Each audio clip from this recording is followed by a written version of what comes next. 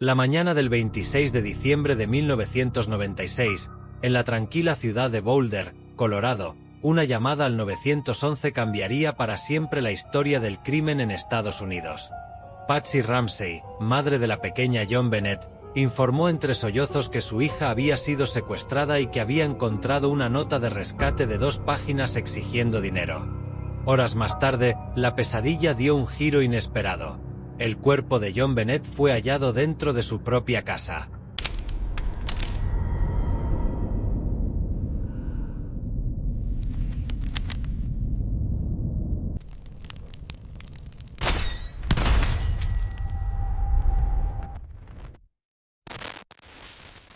Si este caso te está atrapando, suscríbete al canal, activa la campanita, deja tu me gusta y comenta qué teoría crees más probable. Tu apoyo nos ayuda a seguir investigando y compartiendo historias como esta. Un crimen brutal. Un misterio que parecía imposible. Una investigación marcada por errores. ¿Quién escribió aquella extensa y extraña nota? ¿Fue un intruso que logró burlar la seguridad del hogar? ¿O el responsable estaba dentro de la misma familia? El caso John Bennett Ramsey no solo estremeció a la nación. Se convirtió en un rompecabezas interminable, donde cada pieza parecía contradecir a la anterior. En este vídeo, exploraremos a fondo una de las historias más perturbadoras y enigmáticas de la crónica criminal: la vida, la muerte y el legado de John Bennett Ramsey. La mañana del 26 de diciembre de 1996 empezó como un día normal, pero en la casa de los Ramsey algo terrible estaba a punto de descubrirse. A las 5:30 de la mañana, Patsy Ramsey bajó las escaleras de su mansión. Sobre uno de los escalones encontró un sobre y, dentro, una carta manuscrita de 3 páginas. La carta afirmaba que un grupo pequeño extranjero había secuestrado a John Bennett. Exigían exactamente $118,000, una cantidad que llamaba poderosamente la atención, porque coincidía con el bono de Navidad que John Ramsey había recibido ese mismo año. El texto decía: si queréis ver a vuestra hija de nuevo, no habléis con nadie.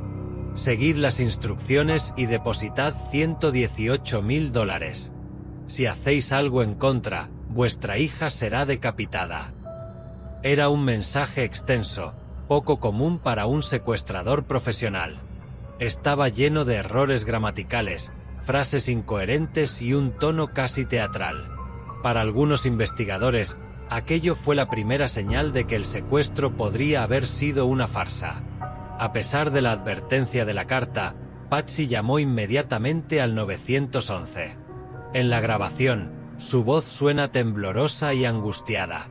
Pidió ayuda, explicó que su hija había sido secuestrada y mencionó la nota de rescate. Pero lo que ocurrió después dejó dudas. En los segundos finales de la grabación, cuando Patsy ya había colgado, algunos técnicos afirmaron escuchar voces de fondo. Se cree que esas voces podrían ser de John y de Burke, el hermano de John Bennett, discutiendo.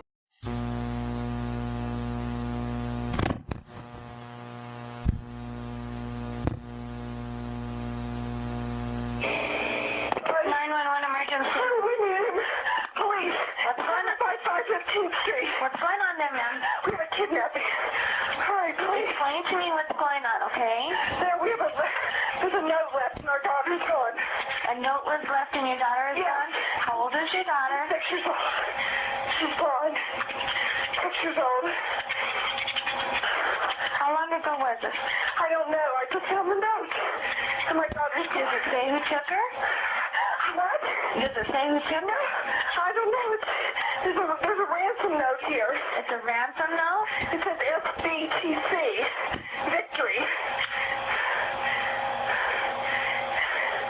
Please. Okay, what's your name? Are you Patsy Ramsey. I'm the mother. Oh my God. Please. I'm sending an officer over, okay? Please. Do you know how long she's been gone? No, I don't. Please, we just got out. Is she right here? Oh my God, please. Okay, Please, there's somebody. I am, honey. Please. Take a deep breath, Please, okay? hurry. Patsy.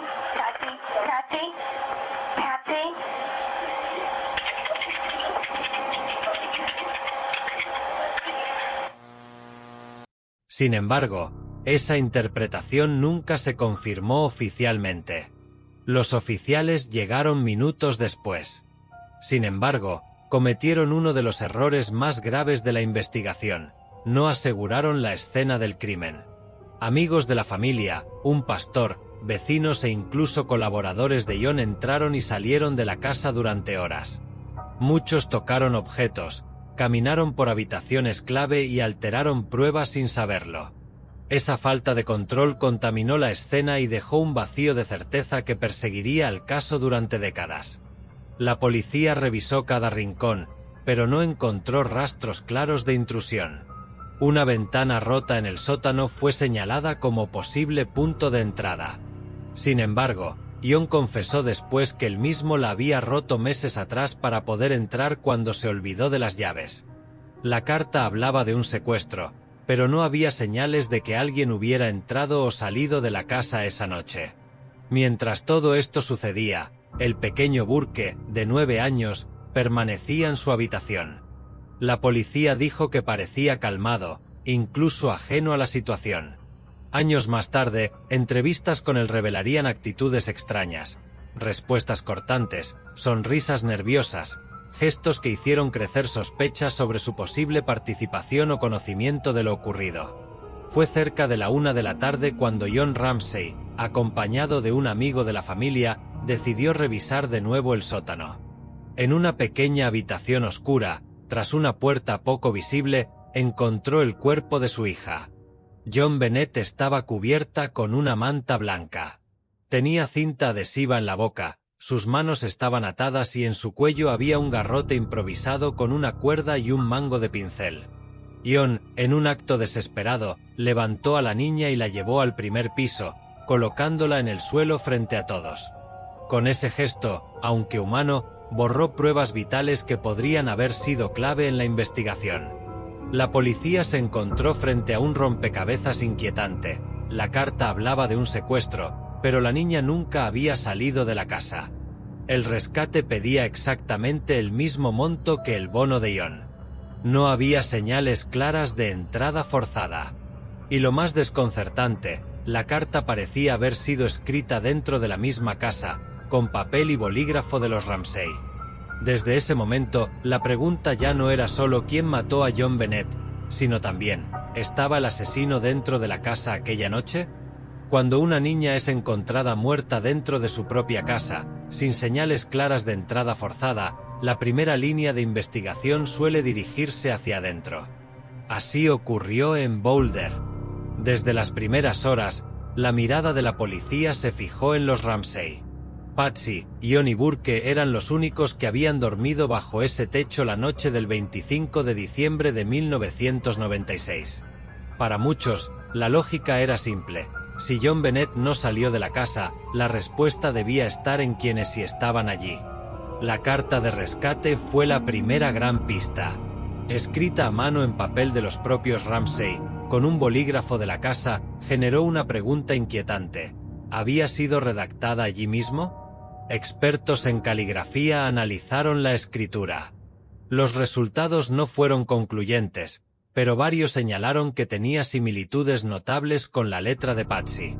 Algunos hablaban de un 70% de compatibilidad, suficiente para sembrar dudas, pero no para condenar. Además, el carácter de Patsy fue puesto en tela de juicio. Era una mujer elegante, competitiva, acostumbrada a la perfección. Criaba a John Bennett como una reina de belleza infantil, con rutinas exigentes y maquillaje en cada concurso. Las sospechas apuntaban a que, bajo un momento de tensión, tal vez una discusión, tal vez un accidente, Patsy pudo haber perdido el control. Y para proteger a su familia y a su reputación, habría escrito esa carta como una coartada desesperada. Sus defensores, sin embargo, veían en ella a una madre devastada. ¿Podía una mujer que lloraba desconsoladamente frente a las cámaras ser capaz de un acto tan frío? John, empresario exitoso de la informática, tampoco escapó a la sospecha. El detalle más perturbador era la coincidencia entre el monto del rescate, $118.000, y su bono navideño recibido ese mismo año. Además, Fue él quien encontró el cuerpo, varias horas después de que la policía ya había revisado la casa. Lo levantó en brazos y lo trasladó al primer piso. Para algunos detectives, ese acto contaminó pruebas clave. Un gesto de amor o una maniobra para alterar la escena. Los rumores tampoco ayudaron. Se hablaba de problemas en su empresa, de presiones financieras y hasta de supuestas conexiones con círculos influyentes capaces de protegerlo. Pero sus defensores respondían con lógica: si él fuera culpable, ¿por qué arriesgarse a llamar al 911 tan rápido, sabiendo que pondría a toda la policía en su contra? Burke tenía 9 años en aquel entonces. Su presencia pasó desapercibida al inicio, pero poco a poco se convirtió en el centro de las teorías más polémicas. Algunos psicólogos especulaban que podía sentir celos de John Bennett, quien acaparaba la atención de los padres por sus concursos de belleza. Una hipótesis sostenía que, en una pelea infantil, Burke pudo haber golpeado accidentalmente a su hermana y que los padres habrían encubierto el hecho para protegerlo. Décadas más tarde, cuando Burke apareció en televisión, especialmente en una famosa entrevista con el Dr. Phil en 2016, sus gestos llamaron la atención. Sonrisas nerviosas, miradas evasivas, un tono casi despreocupado al hablar de la tragedia. Para muchos, esas reacciones eran prueba de que ocultaba algo. Para otros, eran simplemente la consecuencia de revivir un trauma infantil frente a millones de personas. Mientras la familia era diseccionada por la opinión pública, otros investigadores siguieron otra línea: la posibilidad de un intruso. El detective Lou Smith, uno de los más influyentes en el caso, defendió con fuerza esta teoría. Señalaba la ventana rota en el sótano como posible punto de entrada y recordaba que se encontró material genético en la ropa de John Bennett que no coincidía con ninguno de los Ramsey. Para Smith, el escenario era claro. Alguien había entrado, escribió la carta con los materiales de la casa y cometió el crimen antes de escapar. Pero esta hipótesis tenía problemas. ¿Por qué escribir una carta tan extensa dentro del hogar, arriesgándose a ser descubierto? ¿Por qué no llevarse realmente a la niña si el objetivo era un secuestro? El detective Steve Thomas, en cambio, estaba convencido de lo contrario. Todo apuntaba a los Ramsey. Su enfrentamiento con Smith marcó una de las divisiones más profundas en la investigación. Mientras tanto, los medios de comunicación convirtieron el caso en un espectáculo. Portadas, programas especiales y documentales ofrecían una nueva teoría cada semana. La sociedad se dividió en dos bandos: quienes veían en los Ramsey a los principales sospechosos y quienes estaban convencidos de que un intruso había logrado lo imposible. Lo cierto es que cada pista parecía abrir más preguntas que respuestas. Y en medio del ruido mediático, la verdad se fue difuminando entre rumores, especulaciones y errores de investigación. Con el paso de los años, la investigación se expandió más allá de los Ramsey. Cualquier persona con un vínculo, por mínimo que fuera, pasó a estar bajo sospecha. Uno de los nombres más polémicos fue Bill M.C. Reynolds, un hombre mayor que solía trabajar como Santa Claus en las fiestas navideñas de Boulder. John Bennett lo conocía, y días antes de su muerte había estado en la casa para repartir regalos. Lo que encendió las alarmas fue un detalle macabro. Años atrás, la propia hija de M.C. Reynolds había sido víctima de un secuestro, aunque sobrevivió. Además, su esposa escribió un relato sobre una niña asesinada en circunstancias inquietantemente similares al caso de John Bennett. ¿Coincidencia o presagio? La policía investigó, pero nunca encontró pruebas sólidas que lo vincularan al crimen. Aún así, para muchos conspiracionistas, M.C. Reynolds siempre fue una pieza inquietante en el rompecabezas. Junto a él, también se mencionaron vecinos, empleados de la familia e incluso admiradores obsesionados con John Bennett, quienes la habían visto en los concursos de belleza infantil. En 2006, una confesión recorrió el mundo. John Mark Carr, un profesor de escuela primaria con antecedentes turbios, aseguró haber asesinado a John Bennett. Fue arrestado en Tailandia tras una investigación que lo vinculaba a correos electrónicos perturbadores enviados a un periodista. En ellos describía su obsesión por la niña y detalles del crimen. En sus palabras, la muerte de John Bennett había sido un accidente durante un supuesto encuentro sexual. El nivel de detalle hizo pensar que, al fin, el misterio estaba resuelto. Pero pronto todo se derrumbó. Las pruebas de ADN no coincidieron, su testimonio tenía inconsistencias y su relato parecía más una fantasía mórbida que una confesión genuina. Lo cierto es que Carr buscaba protagonismo, y durante semanas lo consiguió. Este episodio expuso no solo la vulnerabilidad de la investigación, sino también la desesperación mediática por un cierre rápido del caso. Uno de los puntos más discutidos del expediente es el ADN hallado en la ropa interior de John Bennett. No coincidía con ninguno de los miembros de la familia Ramsey. Para defensores de la teoría del intruso, era la prueba definitiva de que alguien externo había cometido el crimen. Pero los escépticos respondían que la cantidad era mínima y podía ser contaminación ocurrida en la fábrica donde se confeccionó la prenda. A pesar de las dudas, ese rastro genético se convirtió en la gran esperanza. Hoy, muchos confían en que los avances en tecnología forense puedan, en algún momento, ponerle nombre y rostro al culpable. Dentro de la investigación oficial se gestó una batalla de opiniones irreconciliables. El detective Steve Thomas, convencido de que la familia era culpable, dejó el caso y escribió un libro donde acusaba directamente a Patsy Ramsey de encubrir un accidente doméstico. En el extremo opuesto estaba Lou Smith, un investigador experimentado que apostaba por la teoría del intruso. Para él, la ventana rota en el sótano, las marcas de posible entrada y el ADN externo eran pruebas irrefutables. Su enfrentamiento dejó una herida en la investigación. Dos visiones opuestas, dos relatos incompatibles y ninguna resolución clara. Con el tiempo surgieron hipótesis aún más inquietantes.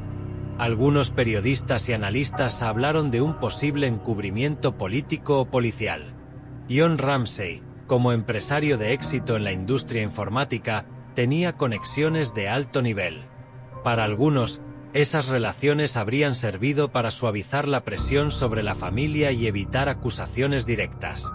Otros sostenían que la propia policía había cometido tantos errores en la escena del crimen, que resultaba más conveniente señalar culpables externos antes que reconocer sus fallos. Estas teorías jamás se probaron, pero sumaron un nuevo velo de misterio a un caso que ya parecía imposible de desenredar. Mientras tanto, la sociedad y los medios de comunicación alimentaban la historia. Cada documental, cada libro y cada programa especial ofrecía una nueva versión de lo ocurrido aquella noche. Algunos defendían a los Ramsey con vehemencia, mientras otros estaban convencidos de que la verdad seguía oculta tras las paredes de su casa. Lo único seguro es que John Bennett se convirtió en un símbolo trágico. Una niña cuyo rostro angelical quedó atrapado en el tiempo, mientras el mundo debate sin cesar quién fue capaz de arrebatarle la vida.